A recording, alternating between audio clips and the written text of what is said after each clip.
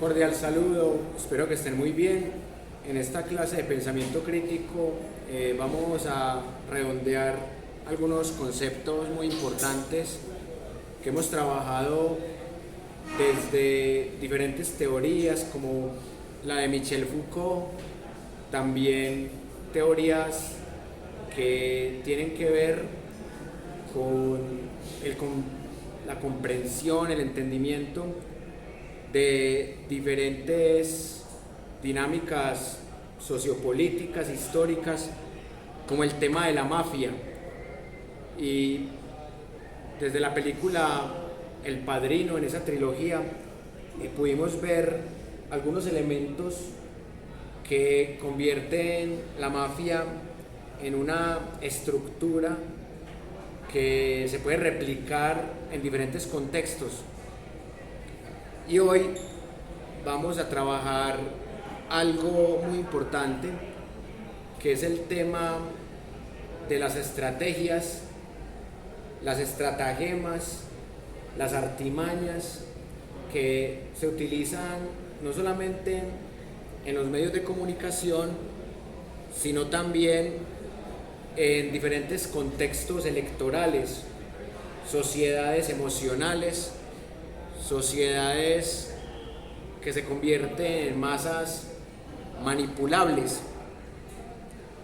Por tal motivo, hoy quiero compartirles algunas teorías muy interesantes que se han hecho sobre este tema. Y quiero empezar con la teoría de un lingüista muy importante en la historia, que es Noam Chomsky. Desde el contexto estadounidense, Chomsky ha sido muy crítico de los medios de comunicación, de los grupos hegemónicos, y en esa medida Chomsky plantea 10 estrategias que se utilizan en los medios masivos para manipular la opinión pública, y esto aplica para todas las ideologías, y por eso se convierte en una teoría crítica. No solamente es una teoría lingüística, sino que es una teoría que nos permite mirar que más allá de la ideología hay una serie de vicios, hay una serie de trampas discursivas que es importante reconocer en los contextos. Chomsky inicialmente había trabajado el tema de los elementos innatos del lenguaje, de la capacidad que tenemos para transformar diferentes oraciones, desde el tema de los sintagmas y todo esto, pero en los últimos años, en las últimas décadas, Chomsky se ha centrado más en el tema de analizar el contexto mundial, de teorizar sobre el llamado orden mundial. Una teoría que ha sido muy polémica, que ha sido también trabajada desde teóricos de la conspiración, pero en el caso de Chomsky, él ha trabajado este contexto de la manera más rigurosa posible. Por eso hoy sí quiero que empecemos con estas estrategias. La primera se llama la distracción, que también la podemos llamar, en otras palabras, la cortina de humo. En Colombia hemos visto que se ha manejado bastante esta estrategia desde los diferentes gobiernos, desde diferentes medios, desde distintas ideologías. Y para analizar este primer concepto, les voy a poner solamente 3 ejemplos rápidos para que ustedes vean que es un concepto bastante aplicable. El primer ejemplo: la pandemia de moda. Es cierto que la pandemia existió, que mató millones de personas, que se crearon unas vacunas, en donde también se vio el ego de los científicos según su ideología política, que si la vacuna era rusa, entonces que no servía, o que si era la vacuna occidental tampoco servía.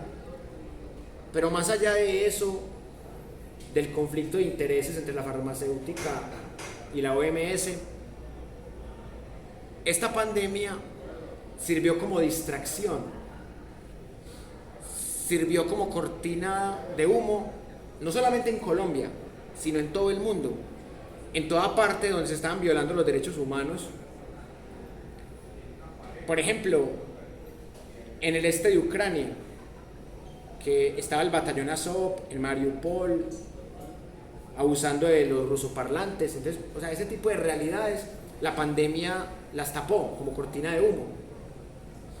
Entonces, la distracción no necesariamente se hace con mentiras, puede ser con hechos verdaderos, pero con esas cortinas de humo se tapan cosas más delicadas. En Colombia, ¿qué se tapó con esa pandemia? Como cortina de humo, como distractor. Se tapó la ñeñe política, el escándalo de Pandora Papers. También se tapó el escándalo de los bonos de Carrasquilla. Además de eso, se empezó a gestar el robo de Mintic. Y también se configuró más una reforma tributaria que iba a golpear los bolsillos de la gente más pobre. Varios medios han dicho que no es lo mismo una reforma tributaria de 23 billones que una reforma tributaria de 50 billones. Pero ¿cuál fue el problema?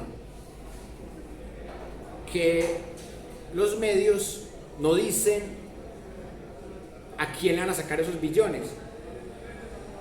Entonces, en esa reforma tributaria de Carrasquilla, esos 23 billones iban a ser sobre la canasta familiar. Es decir, que cada colombiano pagaría más caro el huevo, más cara la carne. ¿Y esto a quién iba a perjudicar? A los estratos 1, 2 y 3, porque son los estratos más vulnerables. Entonces, esos 23 billones se iban a sacar a costa de todos, pero alguien de estrato 4 para arriba no tiene mucho problema en comprar el huevo más caro.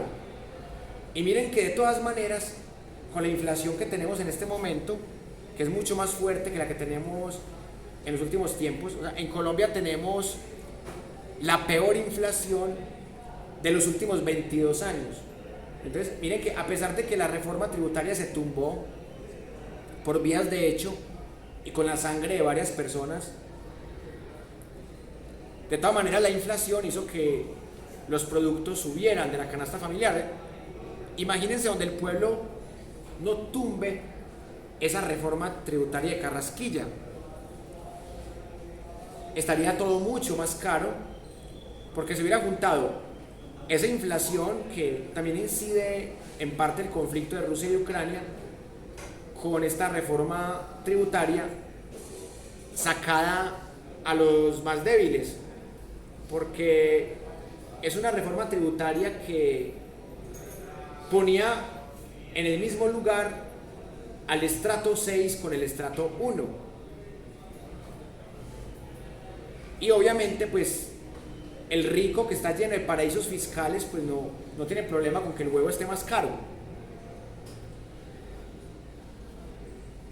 Entonces ahora se escandalizan porque se está proponiendo una reforma tributaria de 50 billones, pero para los 4.000 más ricos. Y es porque hay legislaciones que están diseñadas para que hayan paraísos fiscales. Hay 37 países que los corruptos colombianos utilizan como paraísos fiscales. Y ahí no está ni siquiera Panamá ya. Porque el escándalo anterior al Pandora Papers había sido el Panama Papers. Entonces, es una forma tan inteligente de manipular que dicen, vea, es que si el pueblo se rebotó con una reforma tributaria de 23 billones, imagínese una reforma tributaria de 50 billones. Pero es que no es lo mismo.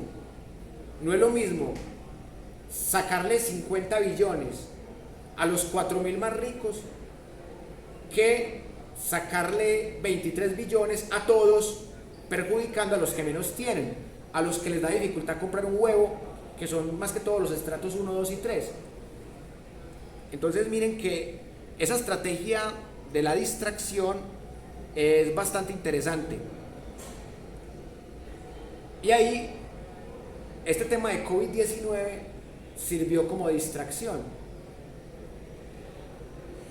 Todo hay que decirlo, el fútbol es muy bueno, a mí me encanta el fútbol, pero lamentablemente el fútbol, especialmente la selección Colombia, se ha utilizado varias veces en la historia como forma de distracción. Y eso no quiere decir que nos tiene que dejar de gustar el fútbol, pero uno tampoco puede tapar el sol con un dedo y ver que mientras que nos muestran la noticia deportiva, están ocultando cosas de corrupción, como estos ya mencionados, temas como Panama Papers, temas como la ñeñe política. Entonces, entre esos temas se van ocultando y llega la pandemia, ¡pum! Último ejemplo, el conflicto entre Rusia y Ucrania y las presidenciales tapan otras cosas que son muy graves, como que en Colombia cada vez matan más líderes sociales y de distintas ideologías, no solamente de izquierda. En estos días mataron un líder social de derecha, lo mataron las disidencias de las FARC. Entonces en Colombia también matan líderes sociales de derecha que votaron por Fico y que iban a votar por Rodolfo.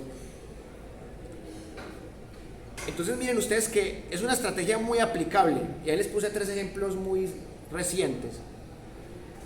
Esta estrategia, la número 2,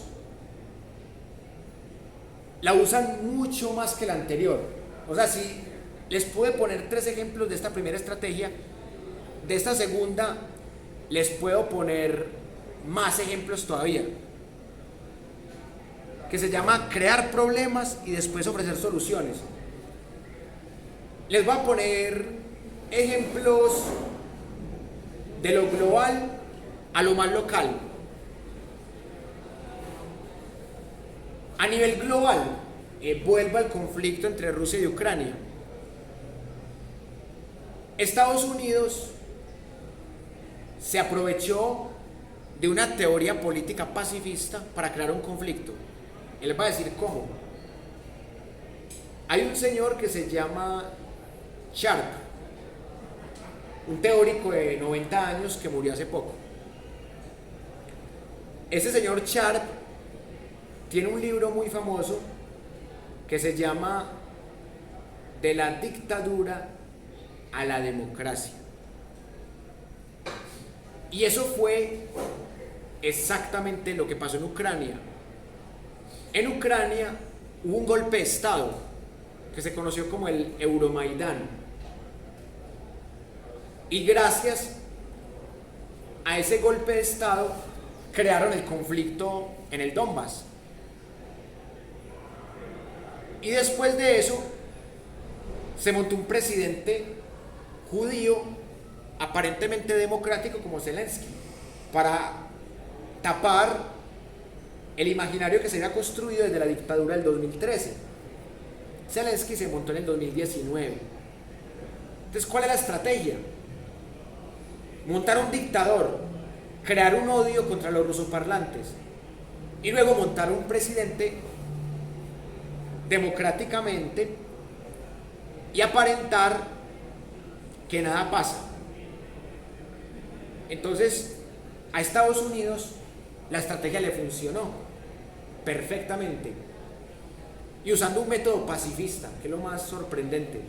Y eso es lo más bonito de esas estrategias, que uno puede crear un problema y uno mismo mostrarse como la solución. Ahora vamos para un caso suramericano. En Suramérica también vimos lo mismo. Por ejemplo, en el caso de Chile, se monta un presidente marxista con votos, de apellido Allende. Estados Unidos y la CIA le dan un golpe de Estado y lo van a matar. Y el tipo, cuando ve que lo van a matar, el tipo se suicida. Se monta Pinochet. Y Pinochet justifica el golpe de Estado diciendo que él va a salvar la democracia del marxismo y de volverse como Cuba. O sea, que con Allende se iban a volver como Cuba, sabiendo que Allende no se montó por la fuerza como Fidel Castro, sabiendo que Allende no mataba opositores como si los mataba Fidel Castro y el Che Guevara. Entonces se aprovecharon de la mala prensa de Cuba, del imperialismo de Estados Unidos, de la CIA. Entonces crearon un problema. ¿Cuál fue el problema? Hacerle creer a buena parte del pueblo chileno que el problema era Allende, un presidente que se montó con votos, un presidente que no mató un solo opositor, y Pinochet mató 30.000. Pinochet era la solución a Allende. Pinochet mató 30.000. En Colombia también hemos visto ejemplos de ese. Ahora brinquemos a Colombia. En Colombia fracasó un proceso de paz en el Caguán. Y ese proceso lo sabotearon los paramilitares, incluyendo noticias falsas como la que analizamos la vez pasada del collar bomba. ¿Y qué pasó? Que crearon un problema desde los paramilitares y el saboteo paramilitar y montaron un presidente como la solución, Álvaro Uribe Vélez.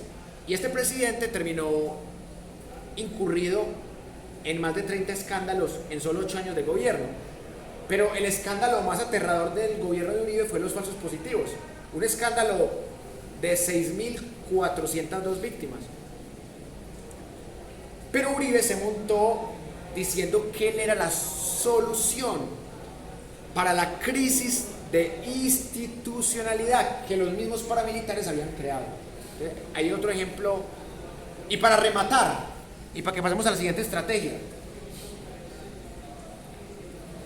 ya tenemos un ejemplo de Ucrania, un ejemplo de Chile, un ejemplo de Colombia. Ahora les pongo un ejemplo de Medellín. En Medellín mandaban las milicias en los 90s. Las milicias eran células urbanas de las guerrillas. Entre 1995 y 2002, los paramilitares exterminaron con apoyo de alcaldes y gobernadores a las milicias. Los volvieron ropa de trabajo en esos 7 años. El último gran ataque de este complot militar y narcoparamilitar fue la Operación Orión, en la comuna 13 de San Javier. Y las milicias hacían exactamente lo mismo que hacen en este momento los paramilitares. Eran como el Estado a los lugares donde no llegaba el Estado. Entonces, ¿qué pasó ahí? Que los paramilitares se mostraron como la solución y las milicias habían hecho exactamente lo mismo que los paramilitares. Se presentaron como la solución a los ladrones. ¿Qué hacían los milicianos? Mataban al que robaba. Y los paramilitares que exterminaron a los milicianos, ¿qué hacen? Matan al que roba. Pero el que roba son ellos mismos. Entonces, ellos mismos crean el problema y ellos mismos se venden como los que van a solucionar el problema. Ve, con eso termino esta estrategia. Hay barrios en donde no manda la policía, no manda el ejército, bandas, mandan las bandas criminales. Y ellos son los que le dicen a Avinal, la empresa que vende los huevos, le dicen a Avinal: ustedes no pueden entrar aquí, porque los huevos los vendemos nosotros. Le dicen a Colanta y a los lecheros: ustedes no venden aquí la leche, la vendemos nosotros. Ustedes pueden llegar hasta esta esquina de aquí. Y le dicen a las empresas honradas de arepas: ustedes no vienen a vender arepas aquí, las arepas aquí las vendemos nosotros. Eso se llama un monopolio. Y es un monopolio que es económico, pero que nace de un poder político y militar. Y el poder político y militar es que son los muchachos de la vuelta, los muchachos que cuidan el barrio. Y así funcionan muchos barrios, no solamente de Medellín y del Valle de Aburrá, sino de todo el mundo. Es otra forma también de aplicar la estrategia de crea un problema y muéstrate como la solución.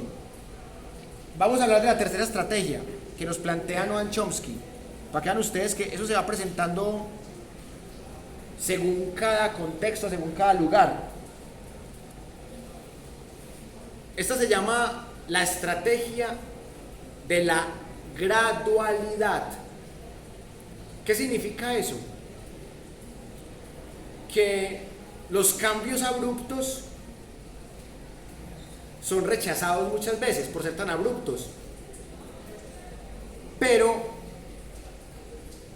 los cambios que se hacen de manera lenta son los que permiten más fácil una aceptación inconsciente y una manipulación. No les voy a poner un ejemplo político, les voy a poner un ejemplo de un monopolio televisivo. No sé si ustedes vean fútbol o si ustedes sepan lo que ha pasado con el fútbol colombiano,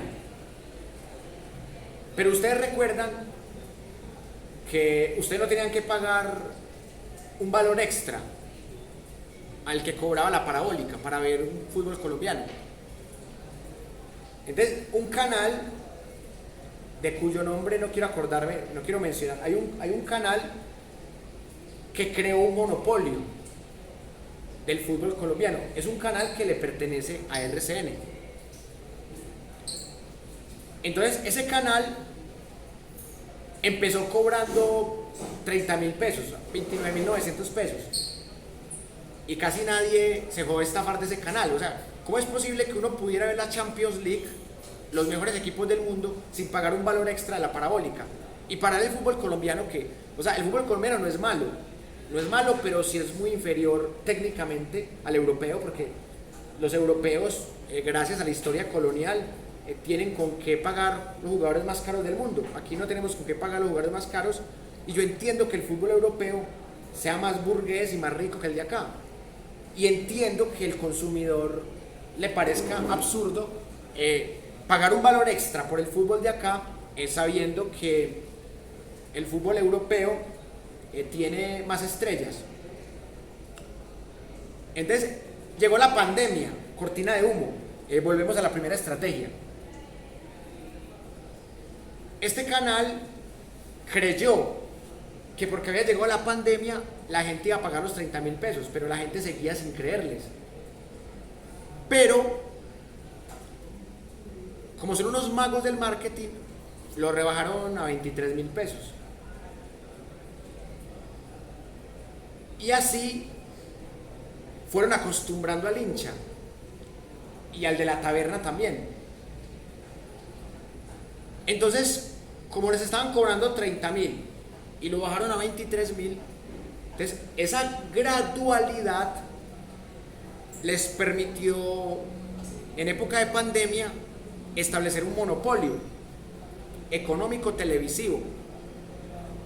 Y les ha funcionado, porque ya la gente casi no se queja, que de pronto de vez en cuando, pero en el año de la pandemia la gente se quejaba muchísimo de ese canal. Y ya la gente no se queja tanto. Pero también es porque han salido muchas aplicaciones donde uno puede ver los partidos. Entonces mucha gente ya se acostumbró a esa privatización. Pero más allá de eso, la estrategia de gradualidad le sirvió demasiado a este canal para montar ese monopolio. Entonces miren, apenas llevamos 3 estrategias y podemos ver que esto aplica a todos los contextos. Aplica al contexto de la política, al contexto del fútbol, al contexto de la religión. Y van a ver ustedes que son estrategias que, sin importar el idioma, la cultura, la época, son igual de efectivas. Y por eso vamos a hablar de las otras 7 estrategias para que acabemos con esta parte teórica. Ya van a ver ustedes que son bastante interesantes.